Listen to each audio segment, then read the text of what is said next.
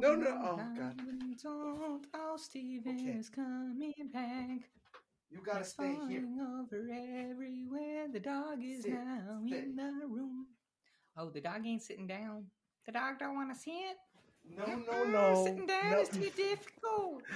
Oh, look, it's the puppy. No. It's a Go puppy, it's a sit. puppy, it's a puppy. Sit. Oh, she Where ain't you sitting. supposed to sit? She's No, gonna be go a sit. problem during this Bruce. episode. Oh my Sit. goodness, this is not gonna go well. Ladies and gentlemen, this is going to be a Okay, go for it. horrible time. Actually, it's lovely. The dog is beautiful. We love dogs. We love animals. Justice to the animals here. Hey, Stephen, welcome back. Hi.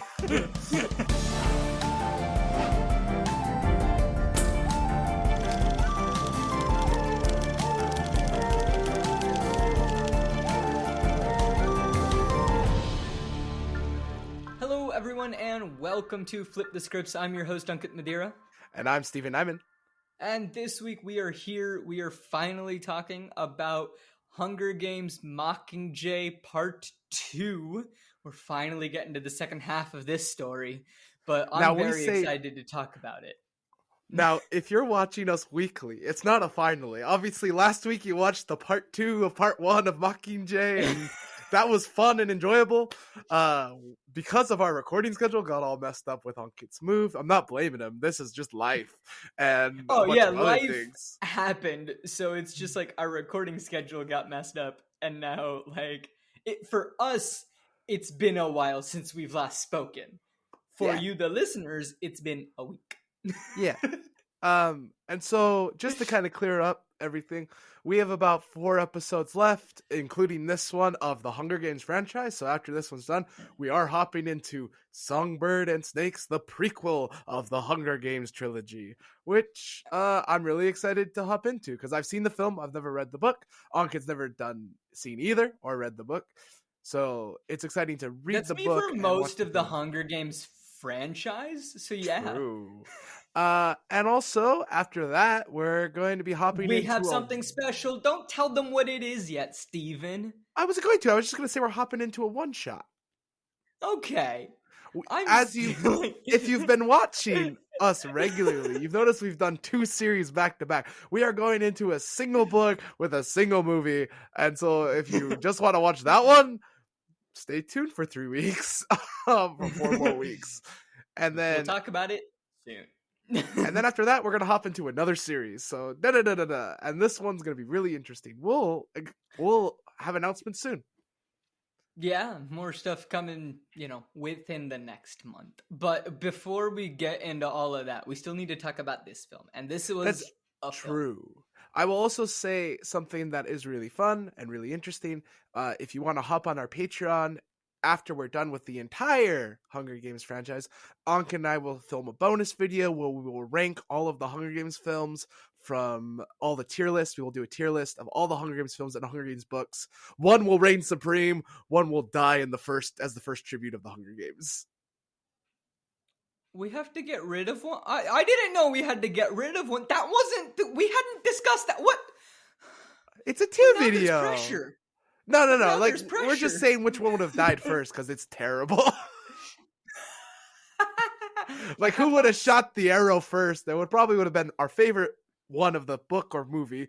Would have killed the worst of the movie/book. Fair enough. I'm reading Songbirds and Snakes right now, and by reading, I mean I am a whole 3 pages in. So... I'm excited. It's Suzanne Collins. She comes back to the franchise after 10 years of writing? Something like that. I appreciate that she also took the time away and was like, I don't have a story to tell for a bit. I'm gonna let it breathe, gonna let it live. I don't know. We'll see. That's, again, we're getting ahead of ourselves. We need to talk about this film. All I'm gonna say about Songbirds and Snakes really quick, because I just want to say one more thing. From the book's perspective, a snow prequel is the perfect thing to do. From the film perspective, I'm not sure. So we'll get there when we get there. Cool. So, Songbirds and Snakes. No, that's not what we're talking about. We're talking about Mockingjay Part 2. Ladies and gentlemen, he hated this film so much. I don't know if he did. He hated this film so much he wants to skip ahead and go right to Songbird and Snakes. You're not wrong. So here's which fact do you want first, Stephen? Ooh, IMDb rating. IMDb rating 6.5 out of 10. Okay, not bad, not good for the Hunger Games franchise. I think it's been higher in other films. I think it's the lowest one out of the entire franchise. I can do a quick check real quick and let you know. I thought but Mockingjay Part 1 was 6.3. Sure that's so Mockingjay Part 1 is 6.6, Catching Fire is 7.5, Hunger Games is 7.2. So it is the lowest. Interesting. Okay, the highest it ever got was a 7.5 with Catching Fire. I mean, I love me some Catching Fire. Good film. Good film. Okay, cool. Keep going. Cool. All right. Rotten Tomatoes. Rotten Tomatoes critic score 69. Nice. Rotten Tomatoes audience score 66. Less nice, but all right. You just need one more 6 and now we've worshipped the devil. No. Just we add 3. If it was 69, everyone on the internet could just be like, nice. But yeah, if you don't get that joke, don't ask your parents. IMDb. We're not here to educate you on that stuff. Just if you get the joke, it's funny. Yeah, if you don't get the joke, it's okay. That's fine. There are multiple jokes that Steven says that I just look at him with a blank face and confusion. Yeah, there's sometimes an educational difference in our jokes. Yeah, that's true. Anyway, here we go. So the director is still Francis Lawrence. His name is Francis. And the writers are Peter Craig, Danny Strong, and again, credited but wasn't really on the film staff, didn't really do much of like the screenplay. Maybe she had like just to overlook and be like, yeah, kind of deal. It's Suzanne Collins. Peter Craig, was he the director of the first film? Because I'm remembering that name. Was not. Wait, let me check. Hold on. IMDb's loading. Was he connected to the first film at all? Gary Ross was the first film. He is not connected to the first film at all. He is connected because I think he wrote Mockingjay Part 1. Yeah, but what else did he write? Yeah. I feel like I recognize the name Peter Craig and Danny Strong were the writers for Mockingjay Part 1 and Part 2. Peter Craig is a writer and a producer, and he's known for The Town, Top Gun Maverick, The Batman, Bad Boys for Life. Those are the first 4 things that pop up on his known for on his IMDb page. The Batman is why I know Peter Craig. I was like, why do I know this name? The Batman. There you go. I went to go very confused with you. That you and I went to go see with Robert Pattinson. Yeah, it was a good film. I was confused, but it was fun. Well, we talked about it after. Yeah. You alleviated the confusion, but during the watching of the film, I was confused. It was an enjoyable experience. Did we watch it at the Odeon or the View? I feel like it was the View. I think it was the View in Stratford. Yeah, because we went to the Odeon for Fantastic Beast. I want to say 3. Yeah, I think we went to Odeon for Fantastic Beasts 3. We went to Odeon for Across the Spider-Verse. Nope, that was View. We were in Stratford drinking with, and remember I called out from work? Pretended to be sick. Oh, yeah. We were with TJ? Sorry, Stella, if you're watching this, I'm really apologizing for faking to be sick. You don't work for the Holly Bush anymore. You left the Holly Bush. Congratulations. You went to the Nag's Head to become a full-time manager. Good job. Yeah, no, ladies and gentlemen, Stephen legitimately was like hanging out with me and my friend TJ one day, and we were like, well, we're already here. There's a viewing in 45 minutes. Does anyone have anything going on? TJ couldn't come to the film, sadly, or not 45 minutes, but like in a couple hours. And we were like, okay. So we walked down to a pub, played some video games for a bit. TJ went off, and then Stephen called in sick for work, and we went to the movies. It happens. Shall we hop into the movie? Oh, the budget. No, yeah, the budget. I still have money to talk about. That's true. The budget $160 million US. Ooh, did they make it? What do you think? I always enjoy this little game that we have because even though you could go to the Wikipedia page, you never do, and I appreciate that because it makes me have a little bit of fun. What do you think the box office was for this film? So the budget was $160 million, and I'll give you the hint: they made their money back and then some. Well, here's my thing. I remember when like Catching Fire came out, there was a really big Hunger Games mania. Everyone was really into it. And then they announced they were going to split Mockingjay into 2 parts, and Hunger Games mania kind of died. Like, it literally just kind of petered off. So my assumption is they made 200,000. Buddy, the budget was 160 million. Oh, sorry, 200 million. My bad. Much more. 300 million? Keep going. 400 million? 661.4 million US dollars. So they actually made money. I said they made money and then some. Yeah, but like, it was the worst film. I mean, like, it is technically like, I think a lot of people maybe people came back to finish it. I think some people like, I think part 1 probably had less viewership. Look, it's the same way, right? Like, yeah. What was the other film franchise that I was just thinking of the other day, where it definitely peters off? Star Wars. Like, the thing is that even with 7, 8, 9, right? Everyone knew that they were bad films. Well, 7 was good. 8 and 9 were films. No. 7 was okay. 7 was just okay. Look, 7 was fine. I enjoyed 7. 7, I'm happy to sit down and rewatch The Force Awakens, right? Like, not The Force Awakens. What's 7 called? 7 Force Awakens. Oh, I was right. Okay.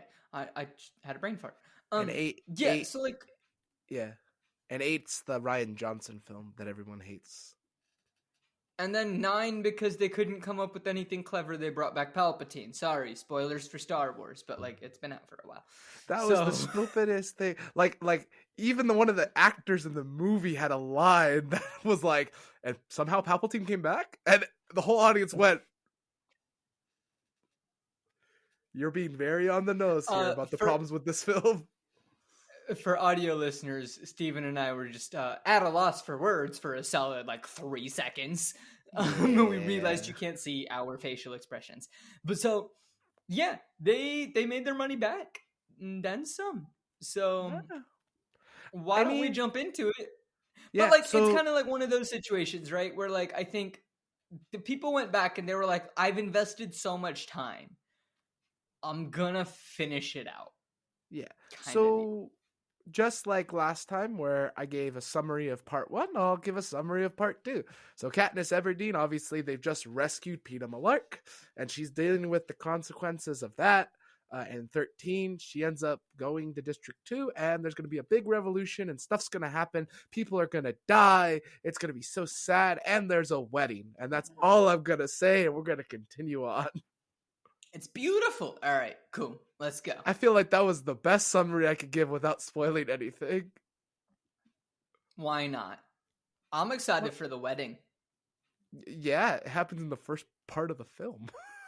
Yeah, I know. All right, let's go. Come on. Cool. All right, so here we are. We start the film back where we left off.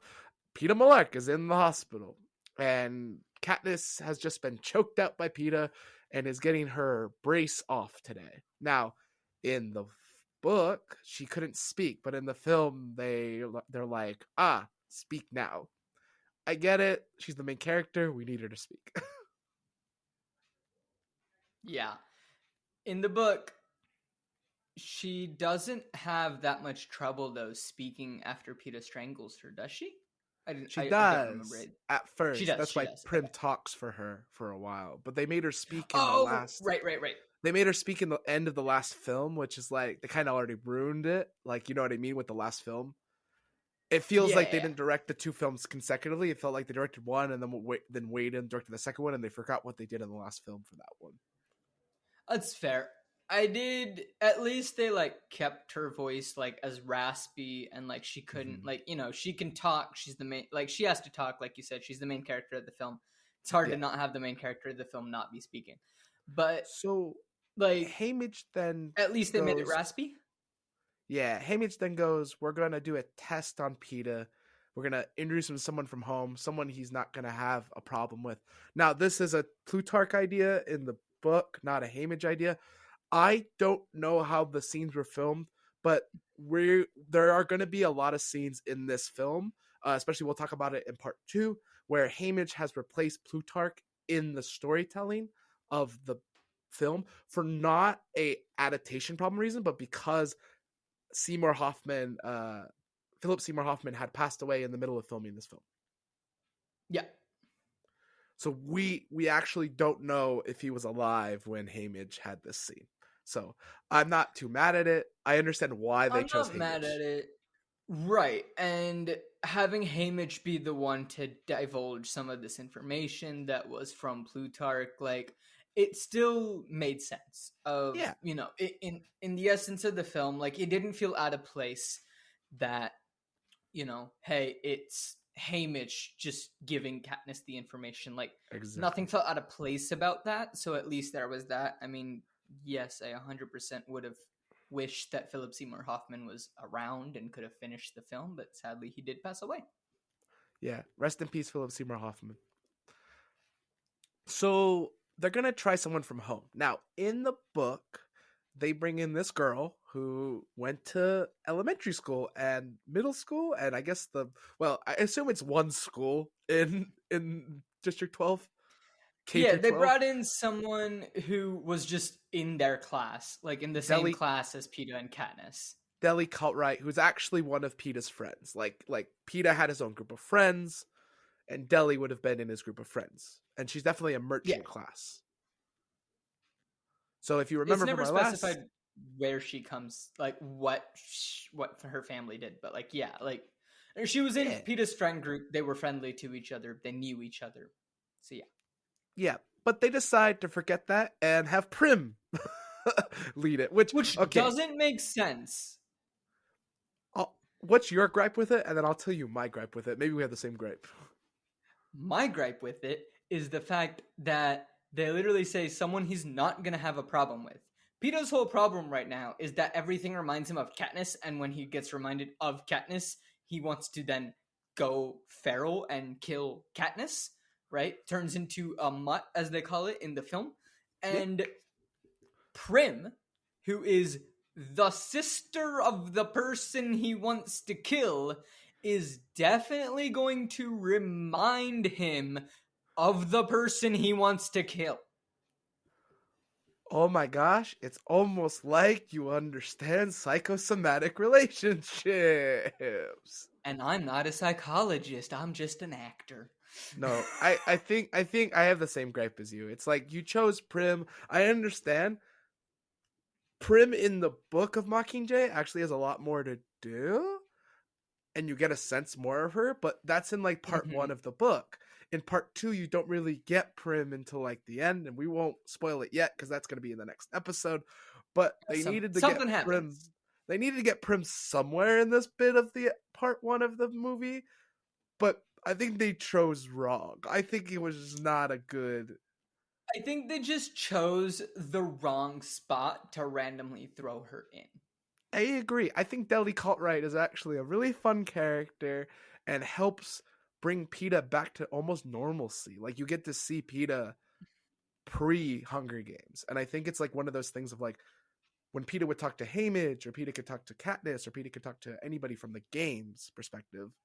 He's a little off put, or anybody from 13 he doesn't know. It's really scary to him, and it would be. I mean, you connect it to some of the most traumatic things you've ever done. Yeah, But Delhi is before Hunger Games, so Delhi would make a lot more sense. I agree. So Prim then goes to talk to PETA because they replaced Delhi with Prim. We already talked about that, And Prim is a lot more like aggro on PETA than Deli was in the book. She was like, District 12 is gone. And it's like, she kind of just blows it up in him. And it's like, whoa, like, Prim, calm down. Like, be gentle with the Right. boy. Like, Deli literally walks in and just goes, "Hey, PETA." Like, it's just like a Yeah. casual conversation. I'm like, "How are you? What's up?" Like, what's new? It's slowly What's revealed in going that on? conversation that I understand, like, they need the audience to understand District 12 is gone again. But, like, also, if I remember correctly from the book, PETA knows. Like, he lived in the capital in Snow's mansion. Like, how could he PETA not know? PETA knows that 12 is destroyed. The gripe that I had about this little portion of it is that he doesn't find out what happened to his family as quickly as he does in the film. True. He knows that 12 was bombed, but he doesn't find out how, like, as quickly that his family didn't make it out. So something interesting happens in the book compared to the film. We're going to explain the difference really quick. So the film portion ends when PETA goes ape crazy, and basically is like, she's gonna kill you. She's a mutt. She's made from the capital. Run away, Prim. Live another day. Da da da da da. Compared to, like, in the book where Deli actually defends Katniss from PETA when PETA says stuff, and they have a huge argument, and this really impacts Katniss. I guess it does both the same thing, but from that moment, Katniss goes, I'm leaving. I'm going to District 2. I need to leave District 13. I can't deal with PETA. Yeah. So from that moment, Katniss has decided that. Except in the film, they've never offered her to go to District 2. That was a book only. So in the book, we just go to District 2. There's no, like, conversation. There's no nothing. In the film, we end up going to a meeting with Coin and Plutarch, where Katniss has to ask permission to go to District 2, which is weird because Katniss already wants him to go to District 2. Like, No, Coin already wants her to go to him. District 2. Yeah. Like, Coin wants her out of Dodge anyway, so it was just weird for like Coin to have to be convinced for her to. It just, everything with Coin in these last two films just really pissed me off. I'm not gonna lie, I just don't like Coin in the movies. I don't like Coin in the books either, but, like, at least in the books, she's, you know, you understand where she's coming from in the books. In the movies, it's definitely. Like, why are you here? Why do you exist? What's your purpose? So, Gale and Katniss then leave for 2. It's pretty understandable. And I then have a problem with this. They're on the ship to 2. And Beetee and Gale are then talking about the bombs, the snares. This was supposed to be in the last film, by the way. They got it in there. Yeah, I'm not too fussed that it was in this film compared to the last. Like, yes, technically it's supposed to happen in the last, but, like, fine. So, like, I'm not too fussed that they put it into this one. Gale explains there's a trap that he wants to do, where it's like you do bombs, then everyone rushes in to save the people who got bombed, and then you have a second explosion that kills everybody who's saving people. And Katniss is like, that's not cool. And Gale's like, it's war, baby. Yeah. So what was your issue with this scene? I want to hear your issue. Beetee doesn't go to 2. He stays in 13 to design things and break it through the airwaves. I did a quick Google search. I was wrong. I'm not above admitting my fault. I just, between reading that portion of the book and getting to this portion of the film, I forgot that Beetee went to 2. A lot has happened in the last, like, month in just life, ladies and gentlemen. Fair. So yeah, I mean, he does go to 2, and he is in 2 because they need his help cracking the nut. We get to 2 and we meet Holmes here. So just so everyone understands, Holmes is part of Team 451, which we will get to. I believe those are the numbers. Yeah. And we'll get to. We don't meet Holmes here. We meet Holmes later. It's cool to introduce him now because of what happens later, but whatever. Then we also meet Lime, who is the head of the revolution in 2. She's played by Game of Thrones star Gwendolyn Christie, who also is in Star Wars The Last Jedi as the Silver Lady. Who? Like, she plays like the, you know how like Kylo Ren's like second, the one in the silver stormtrooper uniform? Oh! Yeah, she voices The that character. the one that Finn kind Fights, of yeah. beats up. Yeah, okay. Yeah. Sure. She's also in the Her. first film, I believe, as like the head of the stormtroopers. Yeah. She's in I think she's in 1, 2. She's in 7, 8, and 9 because she dies in 9. She dies in 8. Does she? I don't remember. I don't know, dude. I I blocked just out love a her. lot of those films. I just love that there's another Game of Thrones actor in this film, other than Natalie Dormer. I haven't seen Game of Thrones. I know. So Wait, who does Natalie Dormer play in this? Cressida, What? the film person? Oh, Yeah. yeah. Yeah, she plays Marjorie in Game of Thrones. Huh. And she also I knew is that she was in Game of Thrones. I'm not gonna lie, just didn't realize that was the same person. Cool. She also is in a series that was it was about Henry VIII called The Tudors. She played Anne Boleyn. And Henry Cavill's in that as well, but not playing Henry. He's playing Henry's friend. Anyway, Henry back Cavill- to this. I was wrong. BD went to District 2. We're talking about how to break into the nut. So, yeah, basically they meet Lime. Lime's introducing. Lime's like, hey, we got to break into this nut. This is the last thing we got to do. Here's the thing they don't explain about Lime. They never explain that Lime is a previous victor of District 2. So they fought in the Hunger Games. They survived. Katniss has an immediate kind of kinship with Lime, but Lime is still very hard knocks. Paler is there from District 8 for some reason. She's not that important in the book, so she doesn't get really named that she's in District 2. I assume she's probably there, but she's not like named. Yeah. For some reason, Commander Paler has become such a bigger character in this film, and we'll talk about why maybe in the second part, but I don't get it. Yeah. I mean, like, I didn't mind Paler just being there. Yeah. Like, it wasn't explicitly said, but you can be like, okay, cool. Like, she probably put someone else in charge of 8.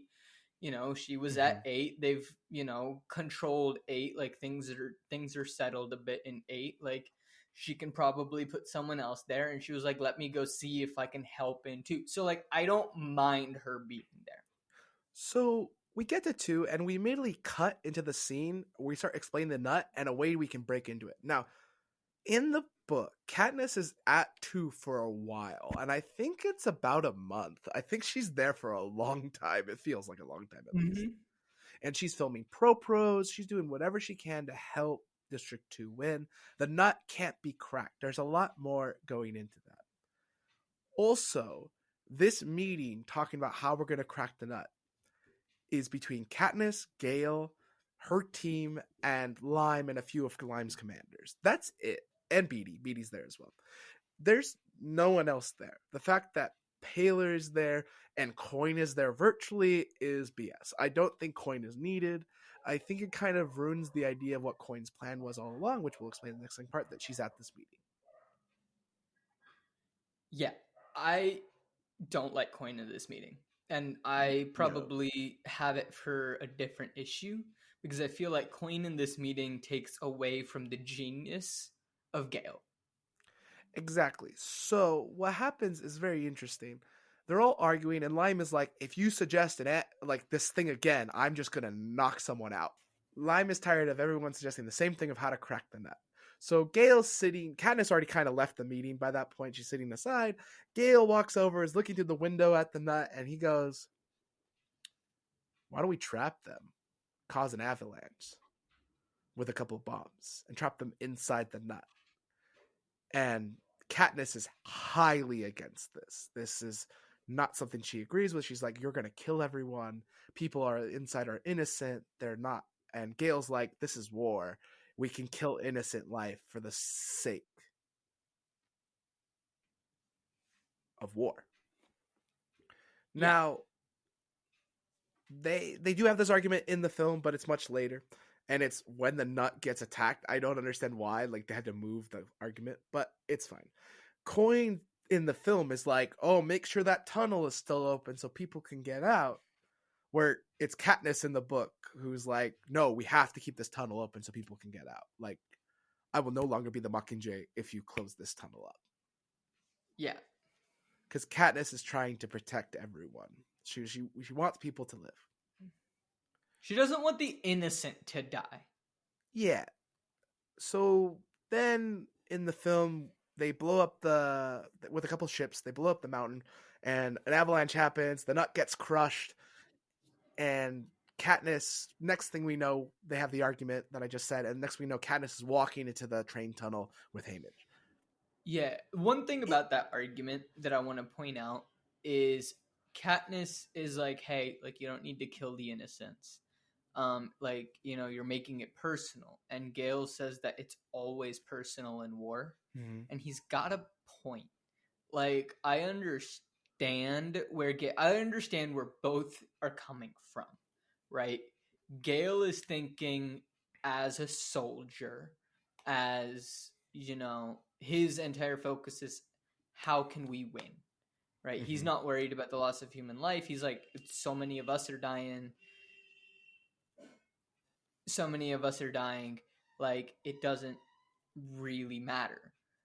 But Katniss, to her point, but like, you know, there is an understanding of both. And like, I do think like that little argument is a beautiful point to just point out like how difficult wartime decisions really are. Yeah. Like, you know, it's difficult to sometimes justify what you're doing when you're in a state of war. Some things need to be done that, you know, morally, you know, are wrong, but you know, it's a state of war, and if this action isn't taken, then something else can happen. So, like, there are both sides to the argument. I understand both sides to the argument. I'm not saying one side is better than the other, but if anyone out there is like, you know, oh, Gale is 100% wrong, it's like, not necessarily. It depends. Like, there's so many factors that go into making those tough decisions. I think it's like one of those things of a lot of people in our generation have never gone to war. You know, there's a lot of we've kind of lived off of the fact that a lot of people volunteer for army service, and so we've never had to deal with it. So we really don't know what goes into making a wartime decision. We can judge from our high, you know, privileged area of what people do in war. But you know, instead of getting geopolitical on this film, which can really easily be transferred to the Hamas-Israeli conflict right now, it can be that Ukraine, Russia, Ukraine, like, yeah, literally any war. Like, you can literally take this and look at any war and be like, aha! We're attacking Yemen right now, I believe. Like, we're fighting the Houthis. So, America is. Sure. Again, like, we don't know everything that goes into those decisions. Yes, there are some moral obligations that, like, there are things that, like, you know, we might think as a society that's crossing a line. Right? Like, that's not allowed. All I'm saying is you're allowed to have your opinions, but if you're not the one on the ground making the decision, you don't have all the facts, is all I'm saying. Like, you don't have all the facts, have your opinions, but just understand you don't have all the facts. So here we are. In the film, Haymitch, Katniss, and all the soldiers start walking into the tunnel for some reason. In the book, Katniss is filming a pro while the avalanche is going on. When the avalanche hits, she's really affected by it. She remembers her dad, who was murdered by. She just remembers everyone who was killed because it just really affects her psyche, and because her dad died from like the same kind of accident. It was a mine disaster, which is what they are. And that's one of Katniss's arguments against Gale. Is like, these are minors. These are our people. Like, these, like, and so when this happens, there is a train that leaves the nut with a bunch of injured people, and gunshots are going, and so Katniss is running to stop the war. She's running to stop the gunshots, and she hops in and she stops it, and she kind of gets held at gunpoint by a guy who was injured on one side, and she's like, "I will not kill a slave to Snow." Mm-hmm. Instead of that happening in the film, which like the book version is a lot more epic. They're just walking into the tunnel, and then a train shows up. The same guy pops out, and Katniss goes to see if he's okay, and he holds Katniss captured and holds him with a gun, and she says the same things, but like they de-epified it. Like they literally took the idea that was like really cool and really nice, and they went, that's all right. It's probably a timing thing and a budget thing. Honestly, it's probably why it got scrapped. I don't think so. I think the same thing happened. They had the set. That's all I'm saying. So she talks about him, how they're all slaves for the capital, and how she had to kill Cato. Cato had to kill Thresh. Thresh had to kill Clove, which, like, they're in District 2, so it makes sense she mentions the 2 District 2 tributes that died in the first games. Smart. Yeah.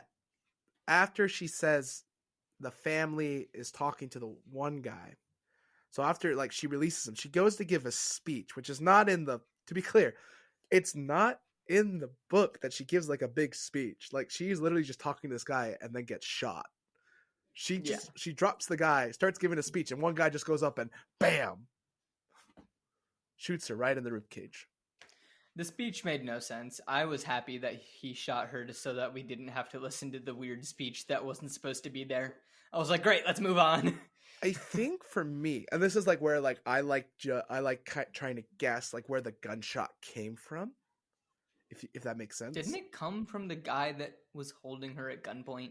No, it didn't. I thought in the book, did. You don't know where the gunshot came from because in the book you don't. I'm talking about the film. No, it came from another guy who was on the train. Oh, okay, sure. So in the book, though, I think it was friendly fire. I think it came from a coin operative in the group because she no longer needs her. She did her job. They have all the districts. She doesn't need the Mockingjay anymore. It's possible. But also, here's the thing, is Coin knows that her Mockingjay suit is bulletproof. Somebody made a mistake and accidentally shot in the wrong spot. It was meant to be a headshot, but they just missed because they were a bad mark? Yeah. Okay. Well, I think about it. Like, if it was a peacekeeper, they would have made it. Like, these peacekeepers actually have good aim. We watched the last film. No. They're not stormtroopers. No. Do you not remember when I literally called the peacekeepers stormtroopers because they were trying to kill the people in the lumber district and they just kept missing them as they were climbing up a tree? Okay, those were bad peacekeepers. I'm talking about the ones that were in like the dam that were just like mowing down the whole group. Again, bad peacekeepers. They never ran out of bullets, but they still let the mob show up even though it was a natural bottleneck. True. Okay, maybe the peacekeepers are that bad. So someone stormtroopered Katniss Everdeen. It's meant to be a headshot. Wasn't a headshot. Yeah. I mean, Leia got shot in the same spot, so, Similarity. Look, all I'm saying is the peacekeepers might have been stormtroopers in, like, possibly the same universe. Maybe that's what happened, right? In a galaxy far, far away, right? They say a long, long time ago, maybe the galaxy was far, far away and they were stormtroopers. And then they came down and they came to Earth, right? And that is how they became the peacekeepers. There we go. Problem solved. That's why they're such terrible shots. Hunger Games equals Star Wars confirmed. Okay, moving on. I know the title of our episode. Maybe. I'll watch it. Like, I always watch it and try to guess the title. Like, I think we've been coming up with some really good titles. So, I might just label it title of our episode now. That'd be hilarious. Well done. All right. What do we got? So, we then cut to a scene of snow. Now, This obviously is not in the books. We don't see Snow in the book to the end of the film, end of the book, I mean. So here we Right. are. Okay. It's Katniss' point of Snow's. view versus film. Yeah. We always see the snow scenes. We know why they do it. So here we are. We're on a table of 12. A bunch of people are drinking, toasting. They're like, yeah, Katniss is dead. And Snow's like, are you sure about that, Antonius? And it's a huge thing about losing the nut. Antonius is, drinking, and he dies right there on the table in front of everyone. Oh, yeah, Poisoned. no, this scene started and he goes, what did we toast to Antonius? And I was like, well, Antonius is about to die. They name dropped him. He's dead. Also, before we go any further, earlier, like in the last scene, I had this note written down, but I just forgot to say it. Mhm. And when Katniss is going up and stuff to like talk to people, Haymitch just has a line where he just goes, you might want to experiment with sensitivity and warmth. He also gives her a speech from Plutarch, and she's like, no, I'm not doing that. And he's like, and he was like, yep, yeah, fair. Figured that was the case. He just tosses them aside. He's like, yep, all right, go. Like, Moving on. I did my obligation. I told you that the speech is here. I knew you weren't going to do it. Go. So Snow then is like, we're going to let the rebels into the capital so we can kill them. Because it's the best plan I have is to let them into the capital to kill them. Ooh. Dumb plan. I think this is really stupid. Dumb plan. I don't think Snow actually would let them into the capital. I think they just barge their way into the capital. Like, Snow has his defenses. He is losing because he lost so many people in 2. Like, it's all 13 districts against the capital. You're so small. It's so stupid to be like, yeah, we're going to let them in, so we're going to kill them. It's one thing to have a full ambush and ready to kill them all. But you weren't. You weren't prepared. Like, it was just dumb. It was not smart. And I just don't think this scene was necessarily needed. I think it added to the runtime, and it wasn't needed. I feel like a scene here could have worked. I don't think this was the right scene.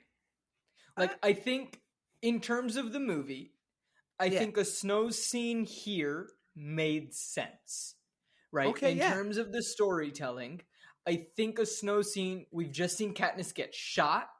We need to cut to something else happening for a little bit, and then we can come back to Katniss. Right? Fair. So I think having a scene of Snow and how is the capital going to respond, right? The capital just lost control of all the districts. What's their response gonna be? Kind of deal. Like, what is their strategy? I think they had the right idea in terms of like where this scene should come in.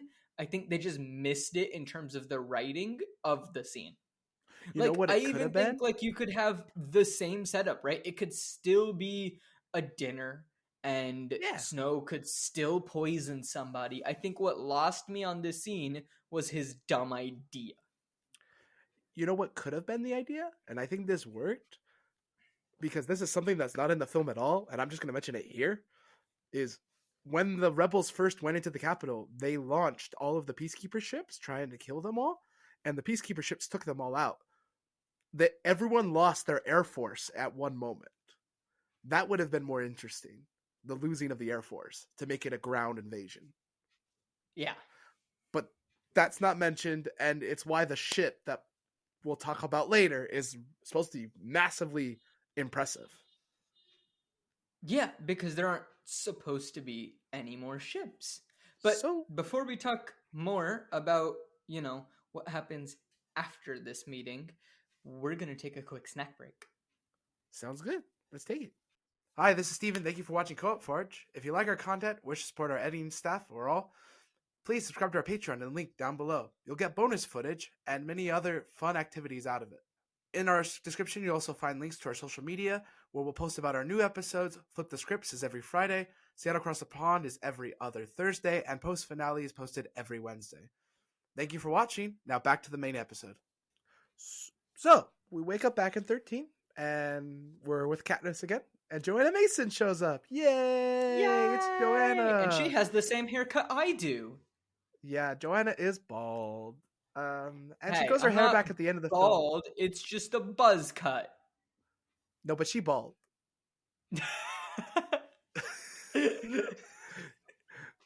I have to be honest.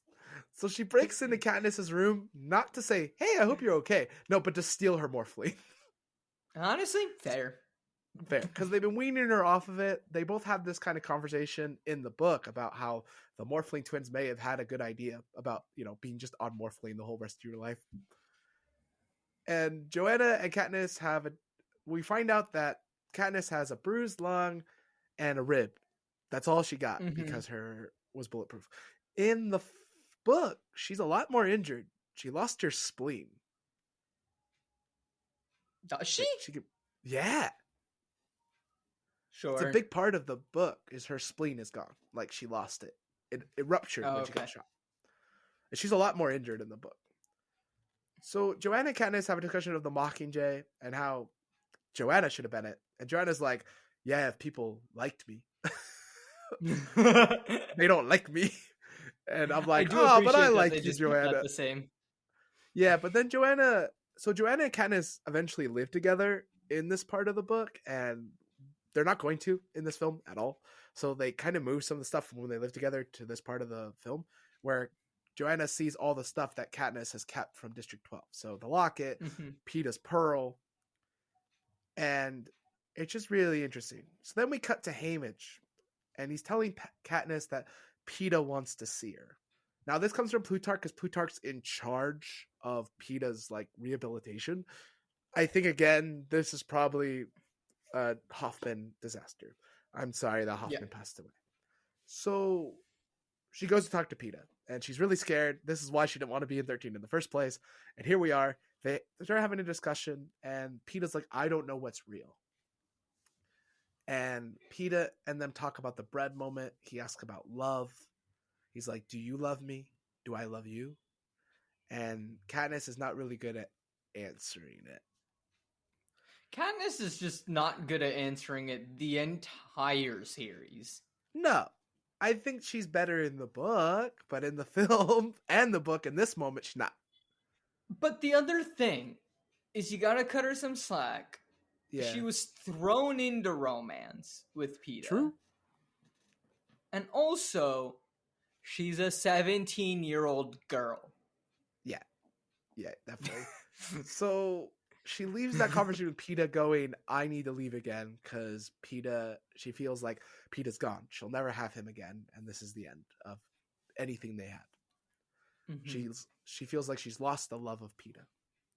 So she goes to Coin. She's like, I want to fight. Coin's like, no, she just says no. And that's it. That's the end. She'll never get to fight.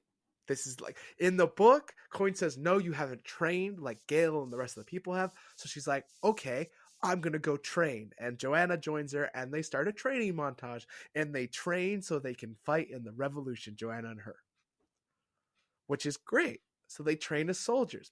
That is not in the book at all. No, that's not. That is not in the film at all. In the book. What do you think about that cut? Okay. I'm more upset about what the bullshit that's about to happen. So in the book, Katniss and Plutarch are walking around as she's trying to heal. She even gets a surgery on her spleen to make sure she can still be trained for war. But she's walking around with Plutarch. Plutarch's like, oh, we need to get ready for the wedding.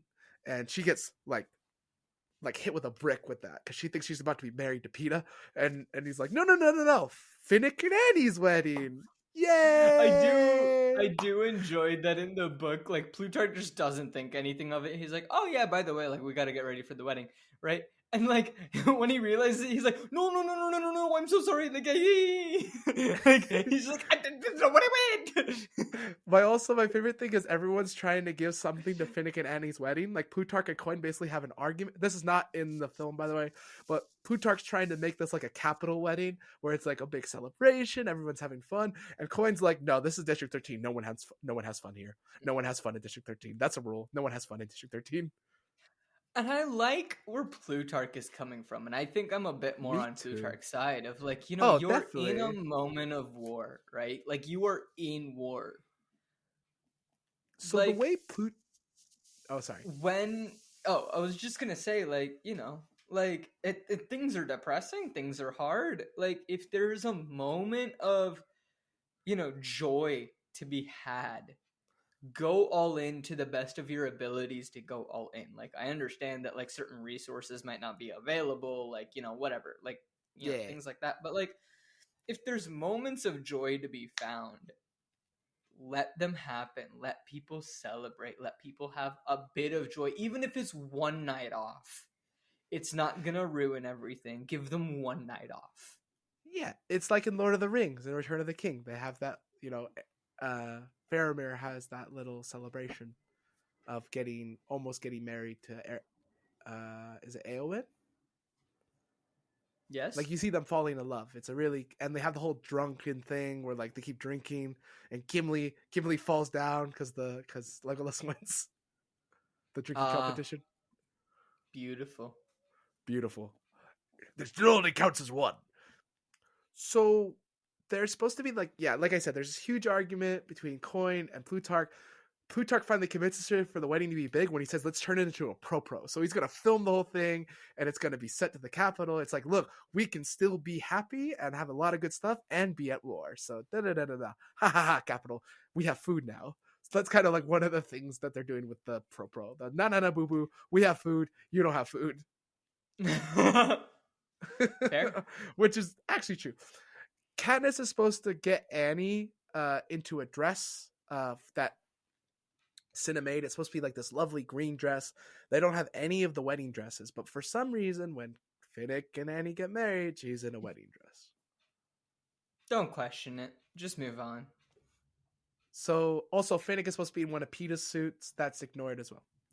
So, they're at the wedding, and they started a music from District 12 starts to play, and Greasy May, who's not in the film, which is sad. I really love this person. Is it Greasy Say? It's Greasy Say. Greasy Grabs say. Gale. Yeah, Greasy Say. She grabs Gale and they start to do the dance, and it's supposed to be really excited, big happy dance. And then Joanna shows up and tells Katniss, "Hey, you should go dance." That's what happens in the book. That she should just go dance. Joanna shows up in the film and is like, "Hey, I know that there's going to be a ship that's going to go to the capital, and I want some morphine from the ship. So if I steal the morphine, you can hop in and take it to the capital and go kill Snow." I'll And cause a distraction and you can go.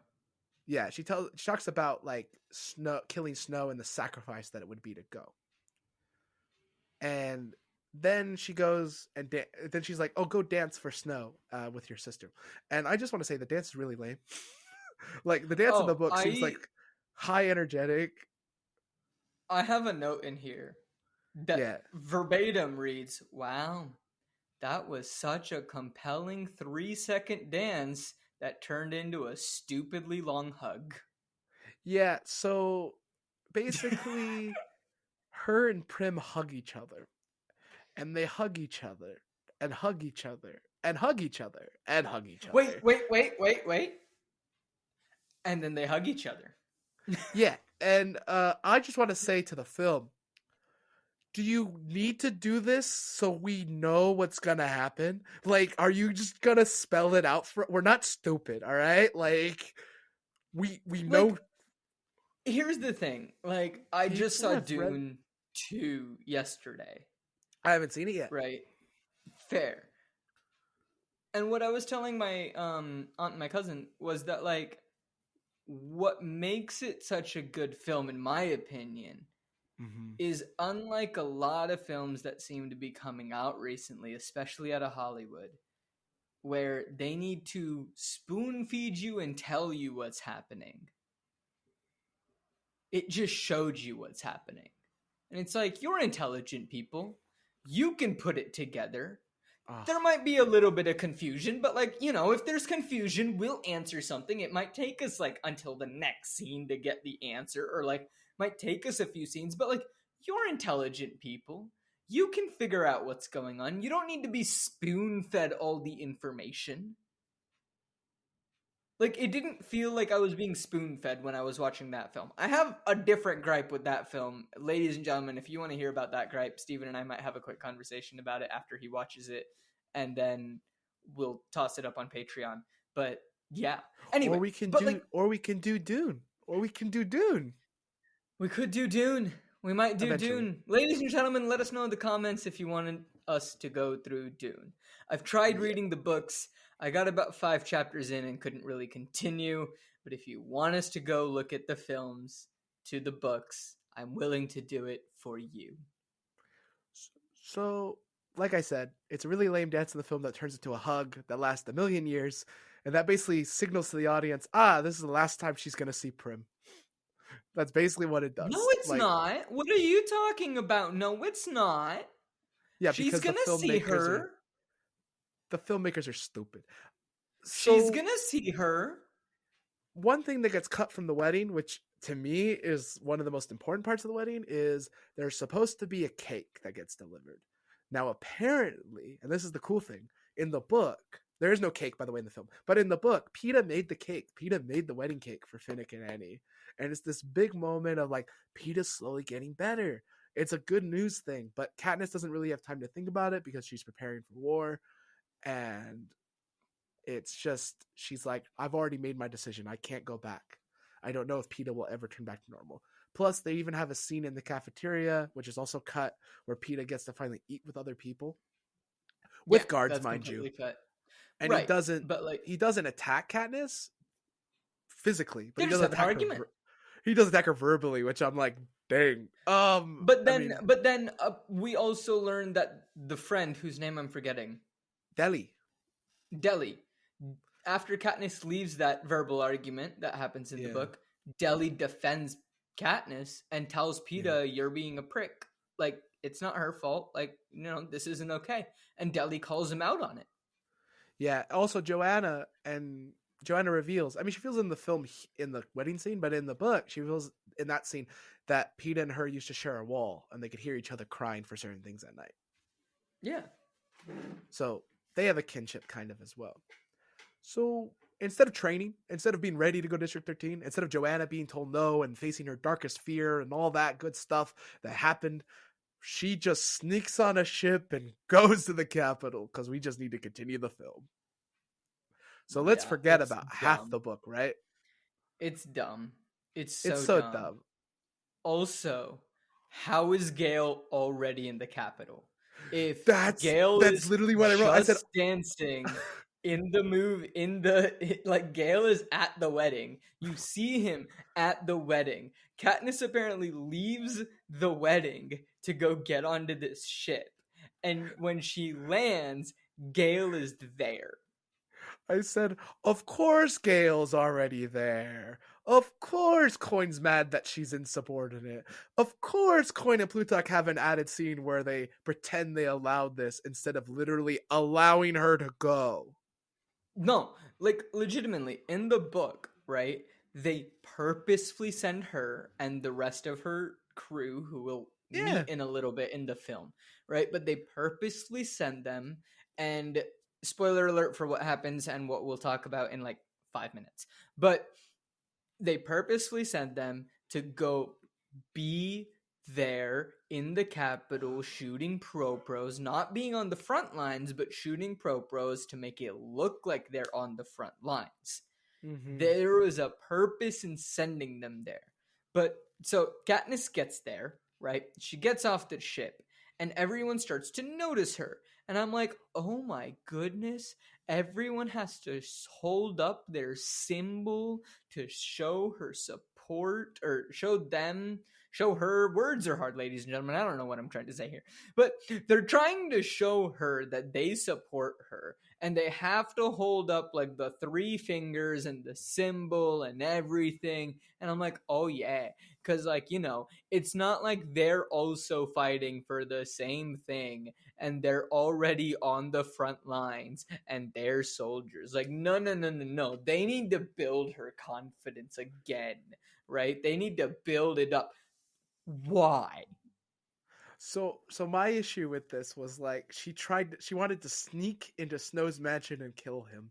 and she just walks off the ship, and everyone notices who she is, and then salutes her, and it's like, all right, well, there goes your sneaky plan. Like, it was the dumbest idea, followed up by the dumbest scene. Like, if they wanted her to sneak into the mansion, she could have snuck into the mansion. Like, that's all I'm saying. Like, why do you need to come up with a BS idea?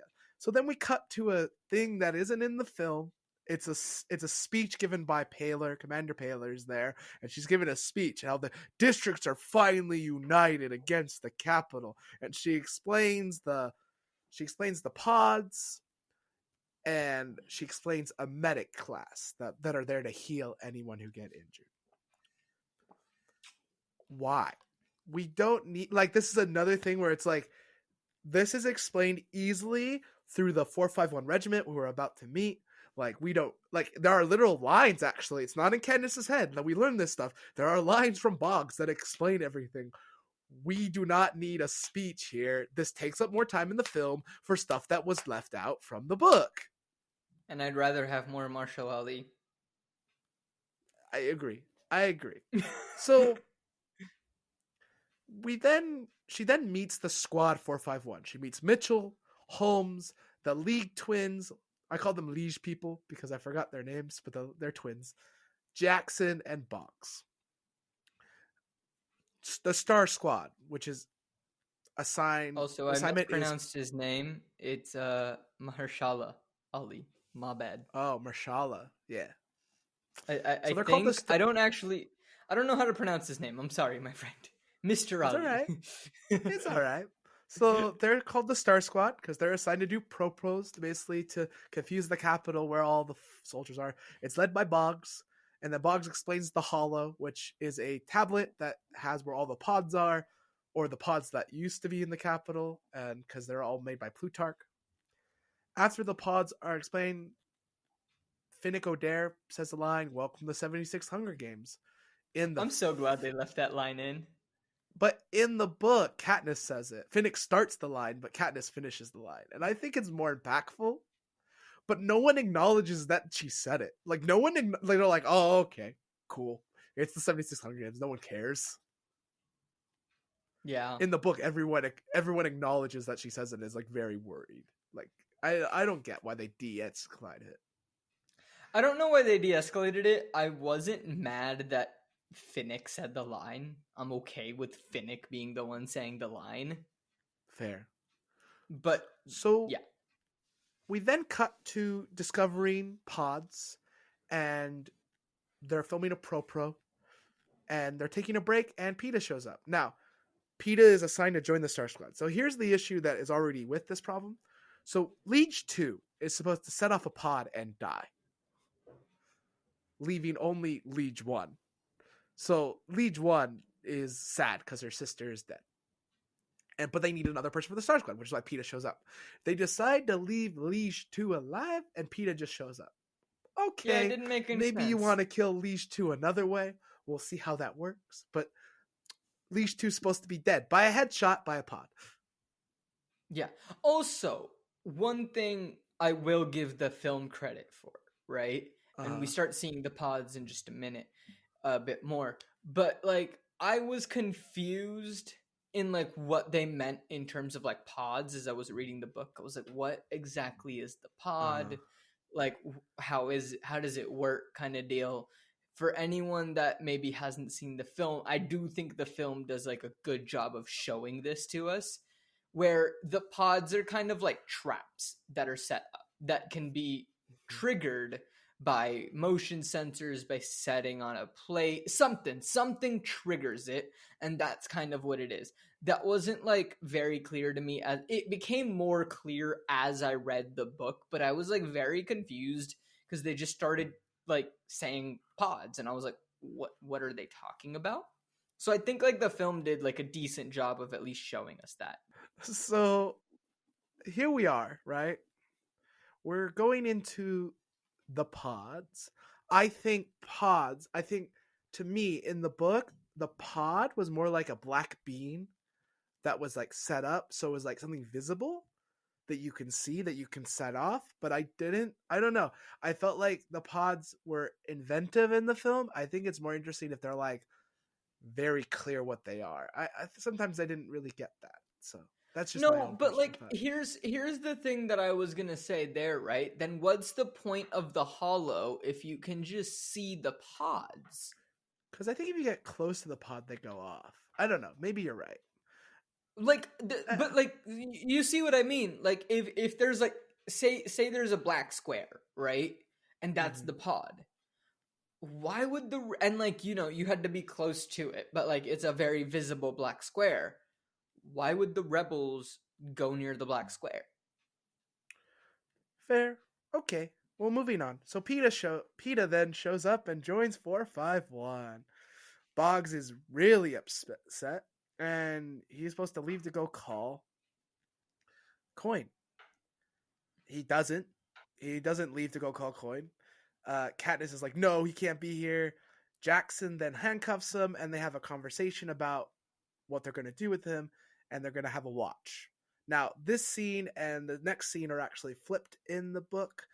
Boggs goes to call and has a conversation with Katniss first, and then they talk about the watch before this scene. So it's fine. Katniss also still calls PETA a mutt. She calls him a capital mutt. This really does affect him. Mm-hmm. Then Boggs and they talk about the watch. Katniss takes a watch because she's like, I want to. And Boggs is like, no, she has to. So then Boggs and Katniss have a conversation. They're like, hey, why is she sending PETA? And Boggs is like, I think she's trying to get you killed. I think Coin wants you dead because whoever you vote for, they will be the leader. And Whoever if your you put immediate your support answer isn't Coin, then you're a threat. Exactly. So it's a huge thing about like Katniss is now a threat to Coin. So Katniss is wanting to be killed by both sides now. Yay! Yay! And Boggs is like, I want you to live through this though. And she's like, why? And Boggs is like, you've done enough where you deserve to live a long life. And to me, that line hits. That is a line from a soldier. That is a line from a guy who understands the issues of what she's been through. Yeah. And I'm so glad that they didn't change that in the film. They pretty much left this conversation pretty verbatim from the book, and I'm really glad that they did because it was beautifully written in the book and beautifully delivered in the film. Exactly. So then we end up, in a very fun scene. I like this scene. We end up at the watch. So everyone's watching it. Katniss and Jackson. Well, Katniss ends. It's supposed to be both Katniss and Jackson watching PETA, but only Katniss is there watching. I don't know why. No, they kept Jackson. Jackson's there. Jackson's just like sitting further away. Oh, okay, fair. Like Jackson is awake and in the scene. Jackson, but just in the shot, you only see Katniss and PETA. But like fair. Jackson later on, like as this scene develops, you do see Jackson, and Jackson is sitting there awake, just not in the physical shot, which is the first shot that we see. So then PETA and Katniss are talking, and PETA's trying to still guess what real is real and not real. And PETA says, hey, all of these unreal memories, they have like this sheen to them. He talks about the tracker ejector venom, what they did to him. And PETA asks, what are we to each other? And Katniss tells PETA, you're my ally. And then he goes, oh, ally, friend, dada, lover, mutt, all of these words that he's been called by Katniss.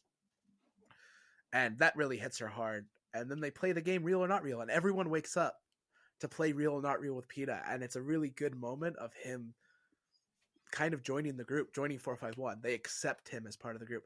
Katniss even plays the game, but in the film, she walks away from it. So I was very confused of why they were like, no, Katniss can't be okay with PETA yet. Yeah. I like how, PETA was like, I don't know what's real. And then Finnick was like, then just ask. Like, this is what we're here for. It's a really good way. Like, I really liked that Finnick was the one, he's the one that saved PETA's life. Like, they're connected as well. And Finnick was like, look, man, like, we understand that you've been through hell. Ask. We're here to help you. So they wake up the next day. They're going to go film another pro. PETA's handed a gun, and Boggs is like, don't worry, it has blanks. This is true in the book as well. and Finnick is teaching Peeta a speech, which is new. This is not in the book at all, but I thought, whatever, that's cool. Obviously, Peeta needs to be caught up for something, so I guess this is a really good way to do it. So they end up finding a pod, and they walk by a Mockingjay symbol, and I'm like, you guys are too stupid not to see that symbol behind you. Right. It just gives away what's gonna happen. I'm like, guys, in the film, like, it's supposed to be like, oh, there's a pod. Hey, Gale, go set it off. So Gale's supposed to go set off a pod, but Boggs sets it off, which is all right, whatever. Then and then they make a joke. I forget what the joke is, but everyone's laughing about the pod gets set off. Like, it's like, this is like really easy because they dodged all the bullets or something, and everyone's laughing, and all of a sudden Boggs blows up from a landmine. Yeah. Now, this is not in the book. Well, Boggs does get blown up, but like there's no laughing in the film. Like, there's no joke in the film. Boggs just walks forward with League 2, and he gets blown up, and League 2 gets injured on the leg. Yeah. And Katniss runs over to like help him. Katniss is supposed to be near Boggs when he gets blown up, so like she's right next to him. But Katniss runs over. Jackson's like, "Don't do it!" And Boggs gives her the hollow. Now, originally, the hollow is actually smaller, I think, in the book, because she has to like dig through his bloody leg to get it, because it's like in his pocket. Yeah. And I think it's more in the film. gory. It's like fairly big. It's like a little. It's like the tablet. size of like a tablet, and like it's It's a pretty Switch. thick. Yeah. It's a Switch. It's a Nintendo Switch. So Boggs then, and I think this is really powerful, Boggs signs the thing. What is that thing called? The Halo? The hollow? No, the hollow. Not the Halo. The hollow. The hollow. Halo, Halo, Halo. That's a Beyonce song. Also, I thought it was, whenever I heard that Beyonce song, I thought it was about the game Halo, and I was like, oh, Beyonce's a gamer. And then I found out it was about the Halo, like the angels wear, and I was like, oh, I was wrong. But like, Microsoft could have used that song for so much like free publicity. I don't know why they did it. Because copyright? They could have talked to Beyonce about it and be like, hey, let's use you to sell Halo. I mean, look, Microsoft has the money to, but also, like, here's the other thing. If you actually listen to the lyrics of the song, it has nothing to do with anything that happens in the video game. And I don't even play Halo that much. I've played a little You could just have the Halo, Halo, Halo part. That's all you need. Oh, okay. Fair. Like, my experience with Halo, right, is like I will play like with my friends, right? And we would play like growing up and like in high school, and I was always bad at it. The only thing I was okay at was driving like the carts. And I had one of two jobs. It was either drive the cart, or if we were playing like multiplayer mode, like I would play and I would just die quickly. But my second job, and this is like a distinct memory, is I would be playing with my friend Brad, and Brad just handed me a machine gun. This was especially like during COVID. Like Brad and I would just hop online and like play Halo together, because we both had the game. And so we would jump online, and Brad was like, "Great, so you have the machine gun. You stand here. You blow up anything that comes through that door." And I was like, "Okay." And then Brad would proceed to like run around and do all like the switches and like everything else. And he was like, "All I need you to do is make sure nothing comes through that door." And that was my only job. You were a sentry, basically. It was just like you were a free sentry. You know, because like if you do 3 kills, I think you get a sentry. You could set up like a machine gun to kill people automatically. You were a free sentry. He didn't need to get 3 kills to set one up. You just were there. No. It was just like, this is your job. You just kill whatever alien comes through the door. I'll take care of all the switches and all the jumping and all the puzzle pieces. And I'm like, okay. So I would sit there with a little machine gun and just go. Like, that was my job. So back to the death of Boggs. So Boggs is dying. He gives Katniss the hollow and he signs it over him. He's like, don't trust anyone. Kill Peeta if you have to. And it's a really emotional moment. In the film, they give it like 10 minutes. I'd say they kind of play out his death very long. And then and then he dies, and then a bunch of stuff happens. Peeta switches and he goes after Katniss to kill her. Mitchell goes to protect Katniss. Mitchell gets thrown into the black goo that's been coming at them, and Mitchell gets killed, and they end up going into this place with saving League 2 as well, who has a leg injury. In the book, it's a lot more epic. And this is what I mean when they de-epify everything in the film. I don't get why. In the book, Katniss gets the hollow from Boggs. Boggs is still alive, mind you. He's just bleeding out. And the second pod goes off, and everyone starts freaking out.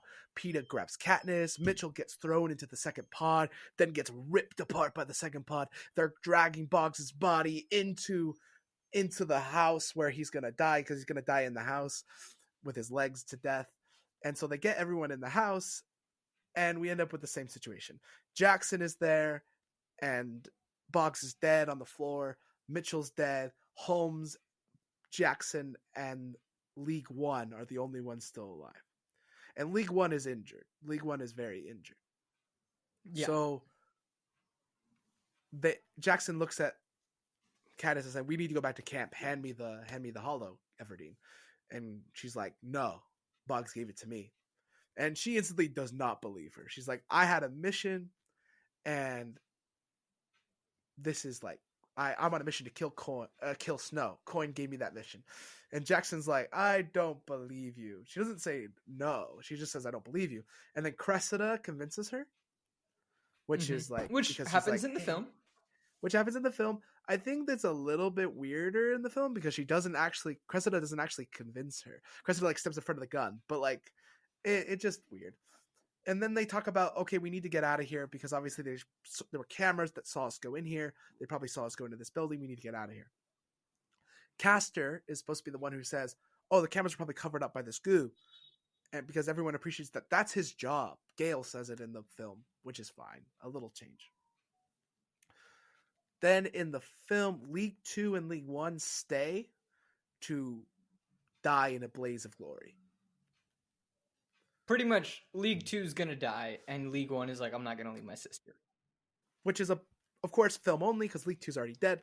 League 1 stays with Boggs and dies in a blaze of glory, I believe. Yeah.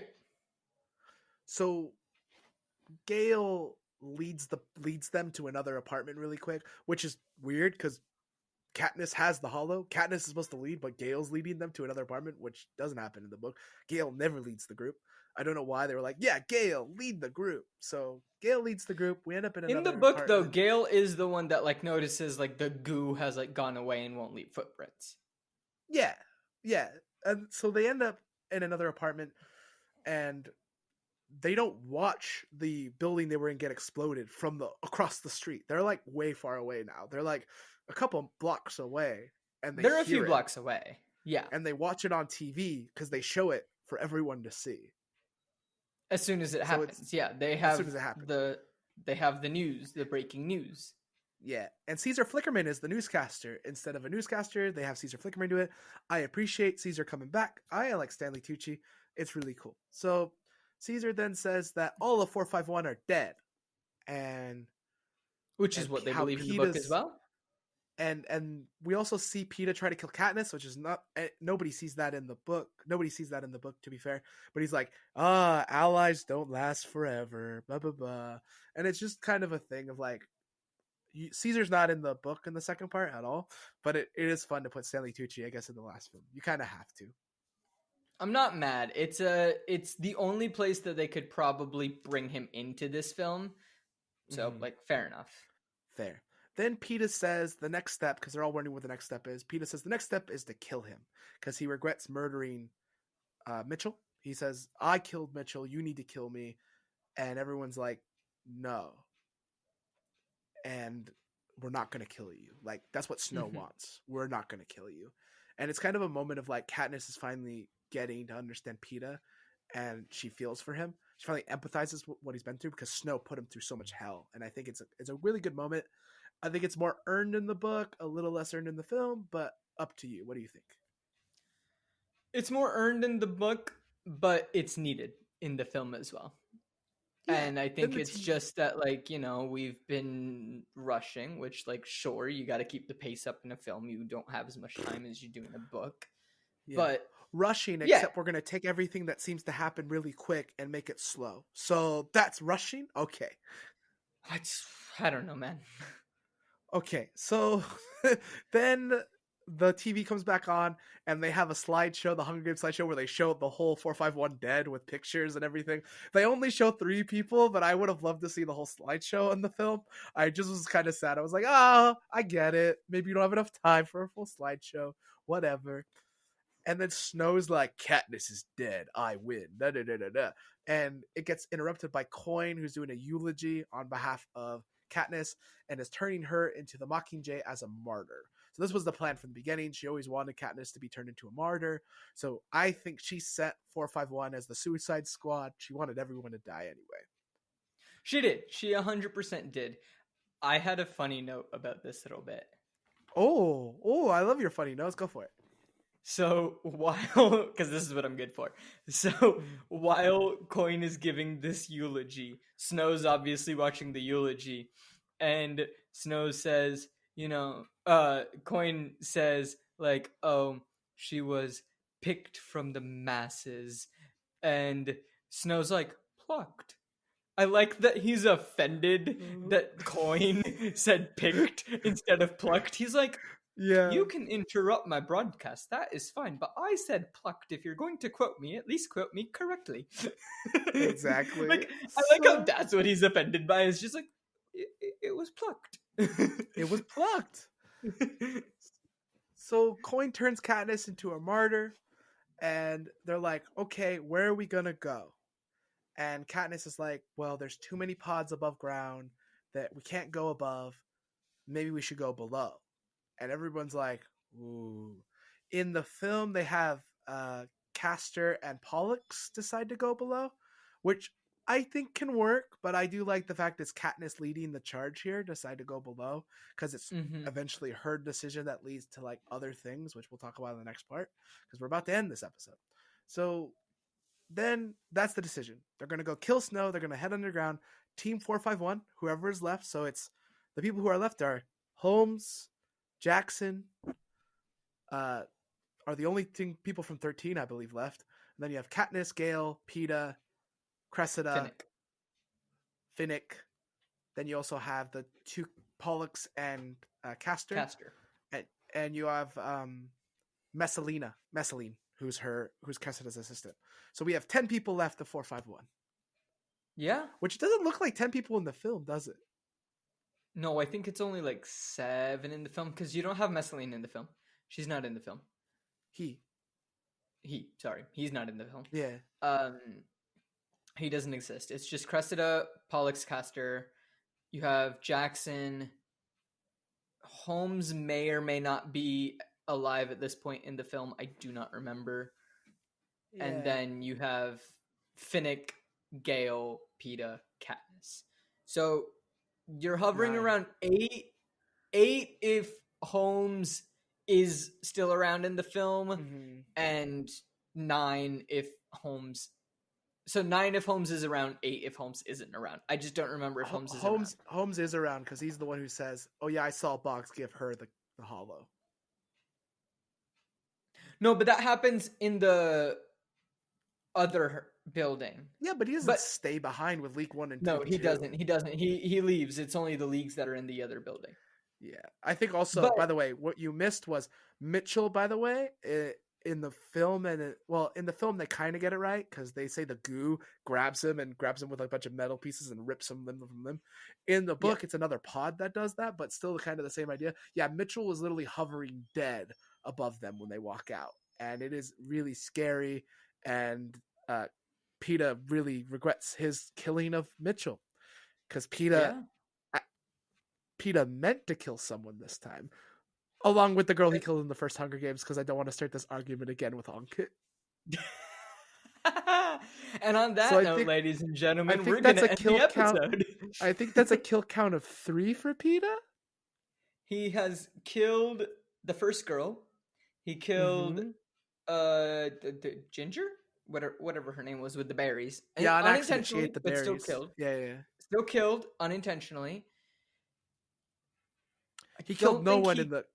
He didn't kill anyone in Catching Fire. He doesn't kill anybody in Catching Fire. So 3. So he's at 3. So Mitchell. Yeah. Katniss's body count is larger. Katniss's body count I have lost track of. Yeah. We could try it later. Oh, I'm gonna have to rewatch the films to keep up with her kill count. Jesus. There's probably like a video on YouTube where we can watch kill count. There is a kill count channel. I wonder if they have it. They probably do. There's a lot of killing that happens in these films. But anyway, the kill count channel just did. I think they did the Scream films, which is really fun. So anyway, thank you for watching Mockingjay Part 2, Part 1, Part 2 of 11112. Literally the first part of the Mockingjay Part 2. It's just because it got so confusing with all the parts. I don't know why they. By the way, in the next episode, we will finally talk about whether we agree with them splitting the book into 2 parts. Spoiler alert. No. Probably not. So, thank you so much for watching.